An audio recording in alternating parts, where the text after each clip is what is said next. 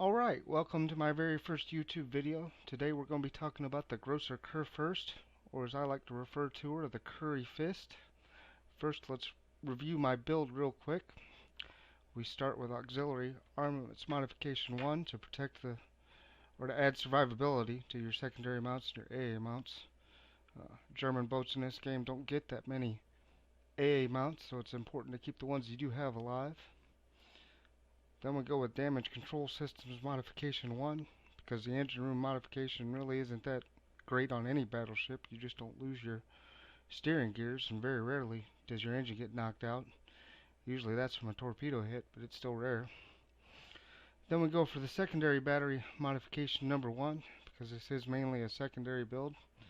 This is how I prefer to play my German battleships.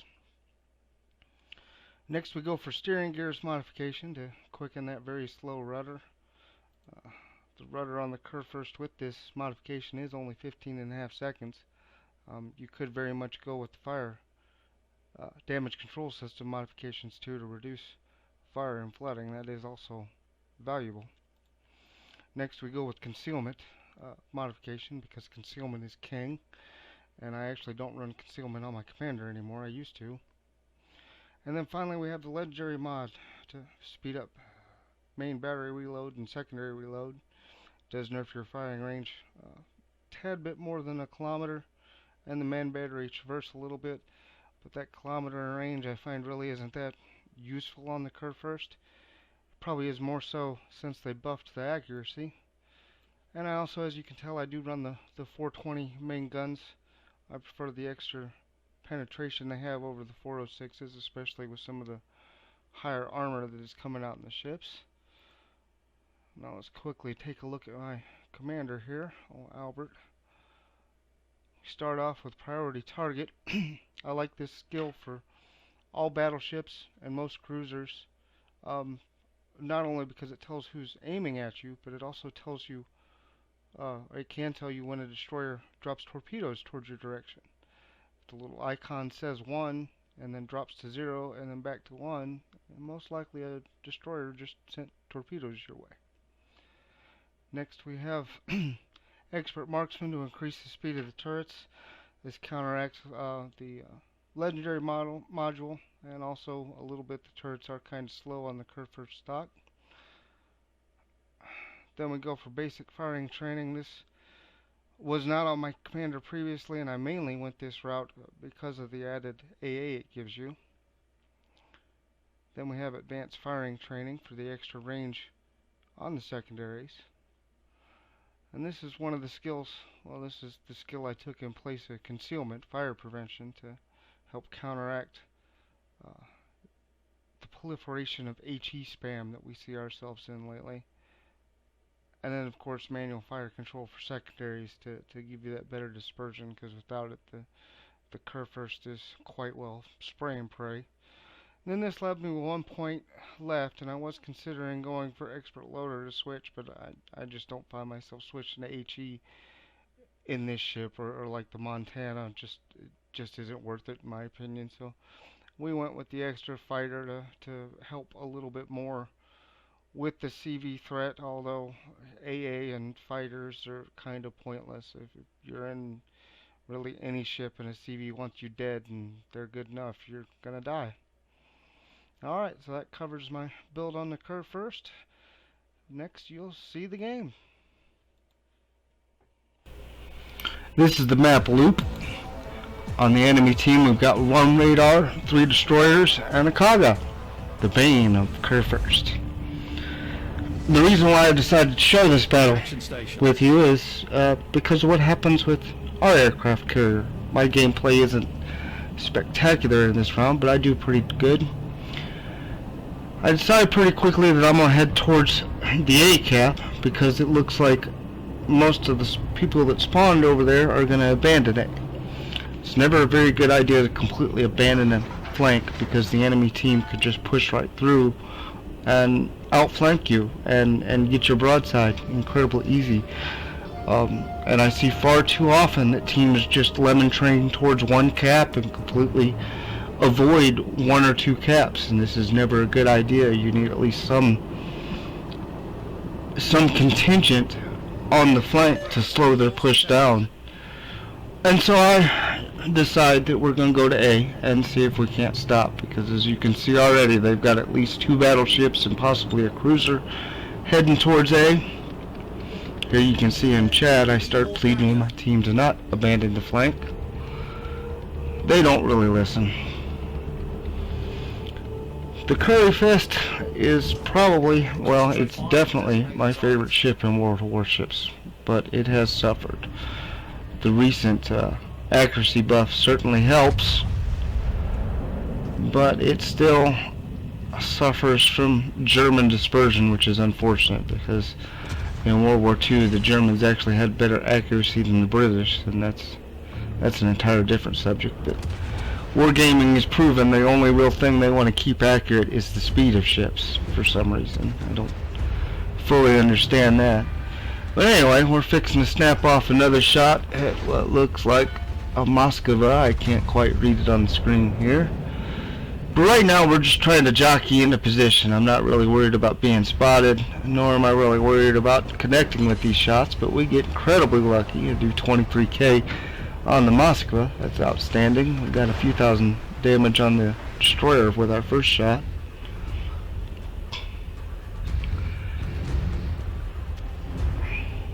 And we're going to try and snap off one more at the Moskva. My initial plan, since we also have a destroyer here, is to go around that island at about G2 and position myself in between that island and the larger one to the north, and just stick my KurryFist right in there and see if I can't annoy these ships that are coming towards A. And they've already capped it, so all I can really do at this point anyway is trying to prevent them from pushing through and flanking. You can see my team has completely abandoned A already at this point. The closest ship to me is the Graf Zeppelin. So again, we're trying to move into position without fully giving broadside to this Kremlin, because he could really, well, he could hurt me even at this angle, but as you can see his guns aren't even looking at me, so I really don't have anything to worry about except for possibly torpedoes. But we're moving behind this island, so pretty soon that won't be a threat, at least not for a moment.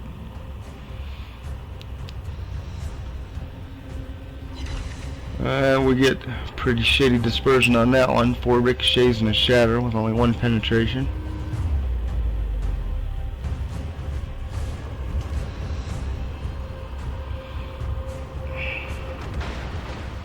I still think it's kind of funny. Enemy team is completely abandoned myself. The only one that's even trying to work on this flank is the Graf Zeppelin.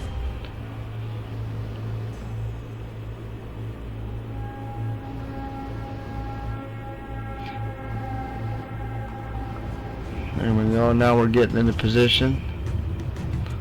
I'm gonna come around this island and start angling in, because I don't want to give broadside again to this Kremlin. He could really make me pay, and I know there's another battleship over there somewhere.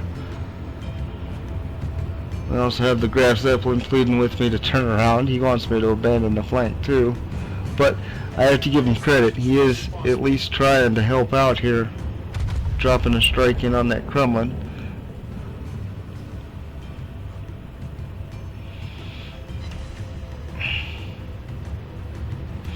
I think about turning to get all my turrets on him, because he's not looking at me, but that would have put me out of position and I possibly would have run aground. We fired off the rear turrets at that other ship that I could not see what it was. Started off pretty good. Got 36k in 1 citadel. About 5.5 minutes into the game, a little less than that.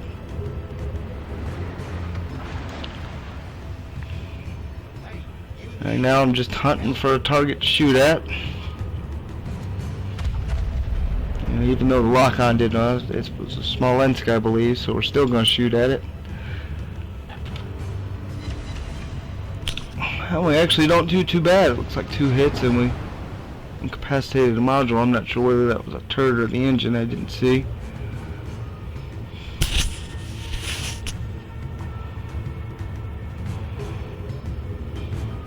Working in, I'm going to go ahead and fix myself into the cap. Well, it's not really the best idea for a battleship to go into the cap when you're being targeted, but I don't expect to cap this, but I can at least stop their point income from this cap, which means that they will have none.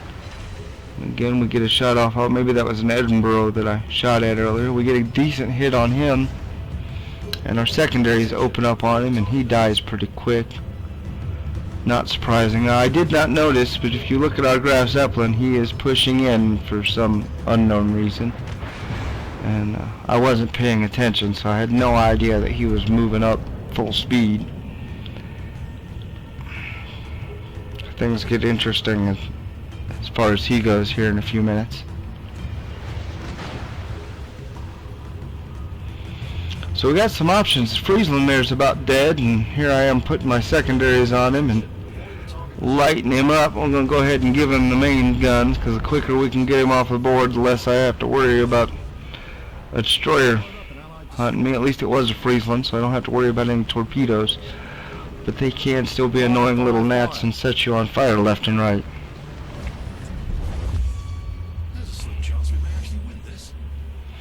Waiting for this Kremlin to turn the corner. I'm sure I've already selected him for the secondaries. I was a little concerned about giving him broadside, but again, he's not even looking at me, so we unload on him and the secondaries go off. And I tell you what, with the legendary module on the KurryFist, those secondaries are pretty lethal. Here comes my friend Nakaga, the baying of the KurryFist, the CV, dropping in some torpedoes. The Kremlin does look like he's turning his turrets at me. I'm trying to turn away. Not too concerned about the Kaga's torpedoes. There's not a whole lot I can do about it. I do it 7K and lose my engine. As I mentioned before, torpedoes are about the only way you're going to lose your engine in a battleship. We do repair the engine because I need to keep moving. Close to 2 battleships here, and the CV is again hitting me. Again, he hits me with 3 or maybe 4 torpedoes. I do end up getting stuck with a flooding because I did repair. Maybe I should have held that repair for his second drop, but hindsight is 20/20, and we didn't. Luckily, flooding is not the death sentence it used to be, and I will survive this flooding, and I'll also be able to repair most of that damage. We're lighting into the KurryFist, and I did not see our Graf Zeppelin there, even though he shows up on our screen, and I try and snap off my rear turrets behind this island, which I am able to do. What happens next is hilarious. I get a Citadel on the Kremlin, but I also notice I get a warning for causing damage to allies. It took me a minute to realize that I actually killed the CV with that. And you can see my teammates are confused. I'm confused. It took me a second before I even realized what had happened, and I didn't really see where the CV was until I watched this replay. Let's see, even more teammates. Here I am in chat. Finally, I got over being flabbergasted enough to type in chat what happened. The Drake thinks it might have been secondaries. I'm like, no, they were on the KurryFist, although I do believe the Graf Zeppelin was close to going down. I think I did like 500 damage to him, something like that. But anyway, we're up to 113K. We've got 1 kill on the Friesland. So now we're going to turn around and head back towards A. We've got 2 caps. We've got the ship lead. We've got the points lead. Figured I'm going to roll myself around and cap A, especially while we're under this cyclone and visibility is limited to 8 kilometers. And yeah, we'll just continue playing even though we've turned pink and got the team kill, which is still absolutely hilarious. I guess the KurryFist hates CVs that much that even the German CV on my own team is not safe. Too bad I couldn't have done that to the enemy CV. You'll see in the end, I certainly tried, but he escaped me. Spoiler alert. Not much happens for the next few minutes as we're sailing about. Eventually we will turn back towards A. Right now I'm just trying to get into range of any ship. Well, I didn't apologize to the Graf Zeppelin in chat here. I did contact him with a PM after battle and apologize to him. He was cool. Not the best CD player, but he was a nice guy, so I'm not going to give him any flack for that. He did try to help me out, and I guess he figured the best thing he could do at the time was charge in and let his secondaries go. Again, I'm not going to blame him. At least he tried. He does better than some people playing this game now. It certainly seems like most people during the coronavirus outbreak have just rolled their face on their keyboard because they're bored to play World of Warships. Thinking the man's game my ass. It's a shame because it is a fun game until you get a bunch of idiots on here that don't know how to play. But I digress. Here we're finally getting into action. We were able to shoot down a couple of planes. Fighter airborne. Hoping to get vision on excuse me, hoping to get vision on even one of these cruisers up here. I am radared. Finally somebody targets me. There we have a ship pop into view, the Montana by the looks of it.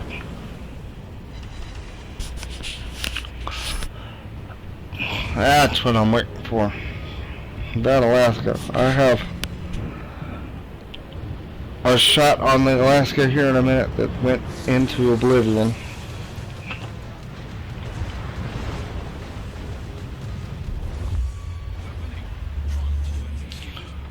Right now that Montana is giving me a pretty broadside, but I decided to take my shot on the Alaska and don't get very much, just under 6K. I guess it's better than nothing. Once the secondaries are going ham on the Montana, it's quite impressive to see them go. So we're going to fire our back turrets off at the Montana, but somebody gets there just before I do. The first kill that was snagged while shot was in the air.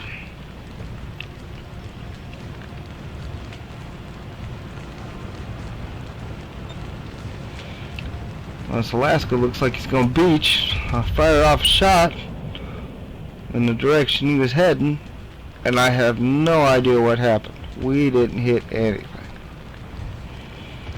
It's alright.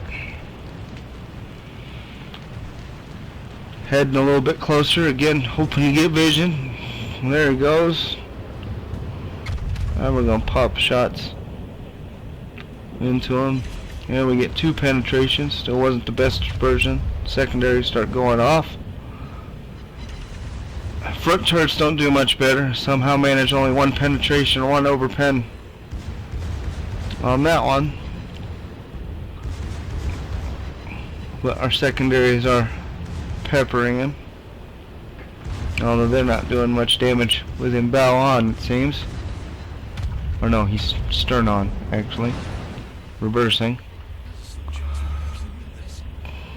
And again, that kill gets definitely stolen from me that time while shots are in the air. I grant my last 2 volleys weren't that great, but he was opening up a little bit. Well, still, we're not doing too bad. Almost 160,000 damage. Our team is awful close to winning. So I was considering just stopping, sitting here waiting for the end of the game. Then I realized CB is not that far away from me and the cyclone's ending, so we throttle up, see if we can catch him. The other Montana there dies. I would love to get a good salvo off on this CV, because again, I already killed our friendly CV, why not kill the enemy CV? Fighter airborne. He comes in with another torpedo strike. We launch the fighter plane and get 1 kill. Looks like fighters catching up to him. They shoot down 2. I shoot down 2 more. My AA actually did pretty darn good. We get a couple more.